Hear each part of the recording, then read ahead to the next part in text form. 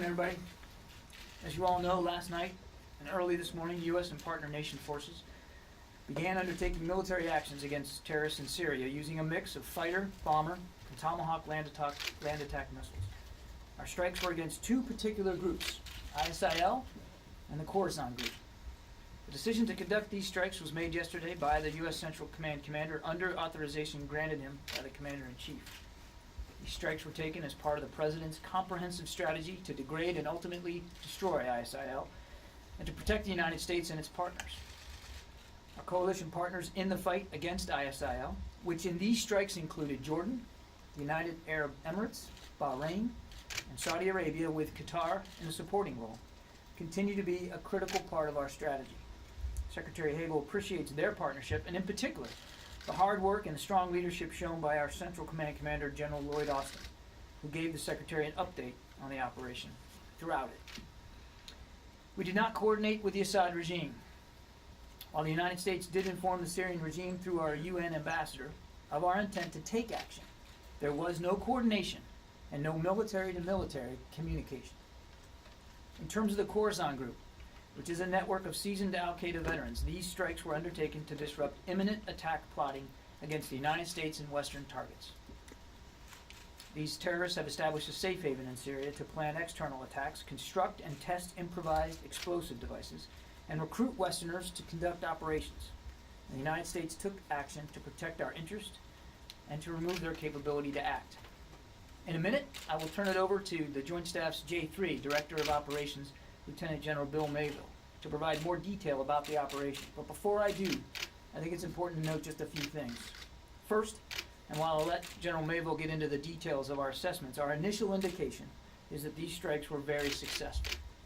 Second, while it's not our policy to discuss future operations, I can tell you that last night's strikes were only the beginning. For this reason, there may be some tactics, techniques, and procedures that we just won't be able to address here today to preserve options that we may want available to us in the future. And finally, we're going to leave it up to our partner nations to detail the specifics of their involvement. I think you may have already seen statements by the Jordanians and by Bahrain as well, acknowledging their involvement. And I'll also just note that Secretary Hagel is immensely proud of the U.S. personnel who participated in and supported these missions, and he deeply appreciates their service and their sacrifices. With that, I'll turn it over to General Mayville.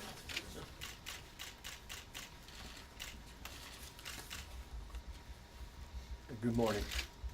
Last night, at the direction of the President of the United States, U.S. military forces under the command of the United States Central Command, in conjunction with coalition partners in the region, executed a series of strikes against ISIL and other terrorist targets in Syria. Coalition strikes targeted ISIL training camps, headquarters, command and control facilities, logistical nodes, armored vehicles, and leadership. U.S. military forces also executed unilateral precision strikes against the Khorasan group, an AQ-affiliated terrorist organization located in northwest Syria. The intelligence reports indicated that the Khorasan group was in the final stages of plans to execute major attacks against Western targets and potentially the U.S. homeland. Last night's strikes were organized in 3 waves. The first wave began around midnight in Syria, or 8:30 Eastern Standard Time. I draw your attention to the map. The first slide, please.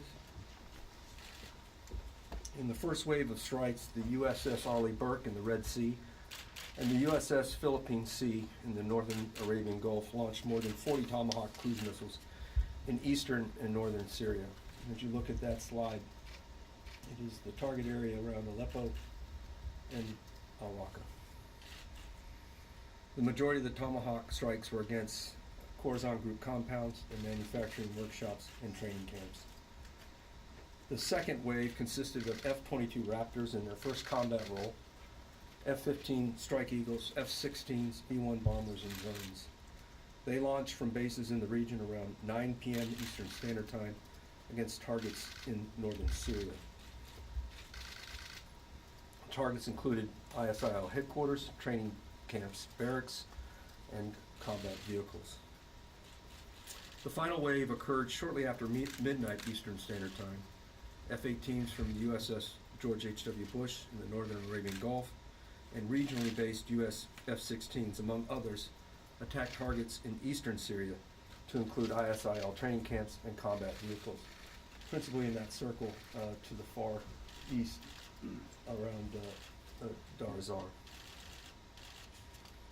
Coalition partners participated in both the second and third waves, supporting with a range of combat capabilities that began with combat air patrols to actual strikes on targets.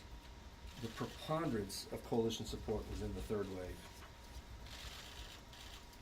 96% of all the delivered munitions were precision-guided munitions. And I'd like now to show you several before and after pictures that highlight the effects of these munitions. If I can go to the next slide.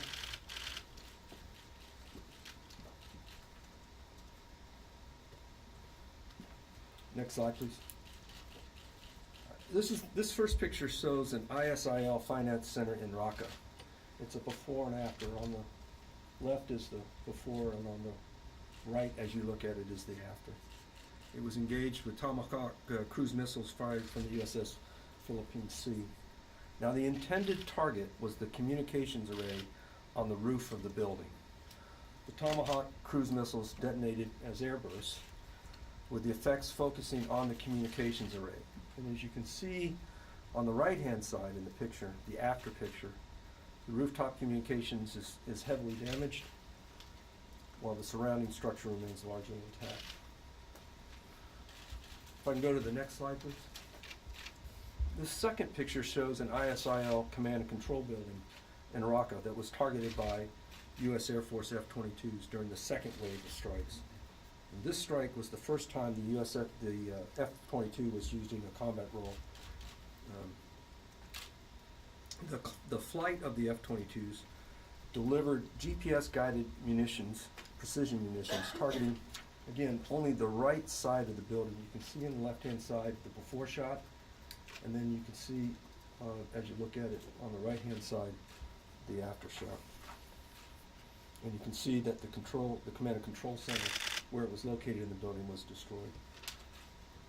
If I can go to the third slide.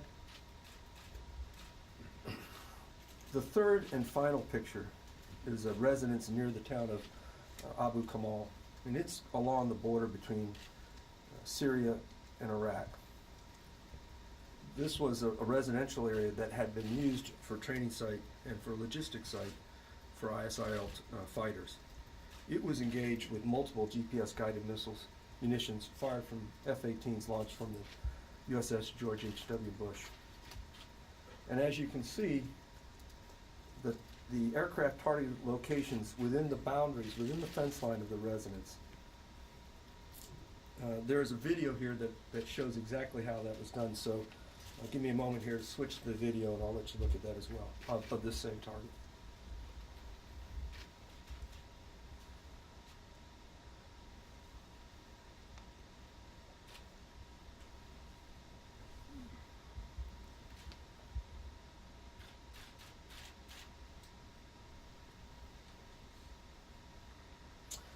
Again, you'll note that the effects of the strike were contained within the boundaries of the target area.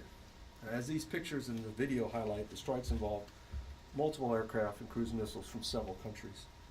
It was through the careful planning and coordination of U.S. Central Command's Combined Air Operations Center, located in the region, that these strikes were successful with minimal collateral damage.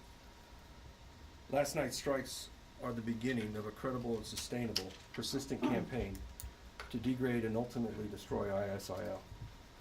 Our immediate tasks are to continue the degradation of ISIL in Syria and Iraq, to build and strengthen regional partners, and to build a regional coalition, to assist in placing Iraqi security forces and Peshmerga forces on the offensive, to support the broader diplomatic efforts in the region, to implement a Syrian train and equip program, and to continue to work with Iraqi security forces and ministries.